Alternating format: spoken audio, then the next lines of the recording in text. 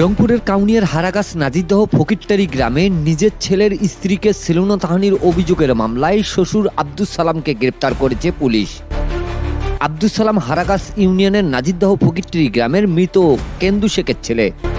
ভিকটিমের বরাত দিয়ে পুলিশ জানায়, উপজেলার হারাগাছ ইউনিয়নের নাজিরদহ ফকিরটারি গ্রামে বিয়ের পর থেকে আব্দুস সালাম শ্লীলতাহানির চেষ্টা করতেন তার নিজের ছেলের স্ত্রীকে। আব্দুস সালাম সুযোগ পেলেই ছেলের স্ত্রীকে অনৈতিক কাজের প্রস্তাব দিতেন। আচরণ পরিবর্তন করতে এ নিয়ে কয়েকবার সালিশও হয়েছে। শ্বশুর আব্দুস সালামকে বারবার নিষেধ করলেও তিনি ঠিক হননি। 26 জানুয়ারি রোববার রাত 11টার দিকে ওই গৃহবধূর স্বামী কাজে বাড়ির বাইরে যান। এই সুযোগে আব্দুস সালাম গৃহবধূর ঘরে ঢুকে তাকে শ্লীলতাহানির চেষ্টা করেন।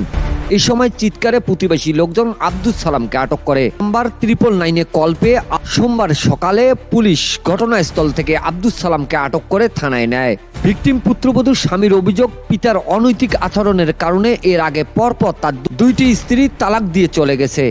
একই কারণে বর্তমান স্ত্রীও এর আগে তালাক দিয়ে চলে গিয়েছিল। পরে তাকে আবারও পুনরায় বিয়ে করে নিজ বাড়িতে নিয়ে আসেন। তিনিও সমাজের লোকজন বারবার নিষেধ করলেও তার পিতা ঠিক হয়নি।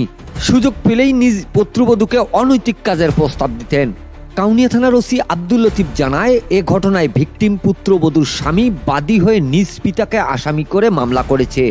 মামলায় আসামি আব্দুস সালামকে গ্রেপ্তার করে রংপুর আদালতে পাঠানো হয়েছে। প্রতিবেশী লোকজনের অভিযোগ, আব্দুস সালামের কুনজরের কারণে প্রতিবেশী মা বোনেরা ঠিকভাবে চলাফেরা করতে পারে না। তারা জানায়, শ্বশুরের নিকট ছেলের স্ত্রী মেয়ের মতো। সমাজে যেন এমন জঘন্য কাজে আর কেউ লিপ্ত হতে না পারে, সেজন্য আব্দুস সালামের দৃষ্টান্ত শাস্তি দাবি জানিয়েছেন তারা। Mizanur Rahman, DRS news.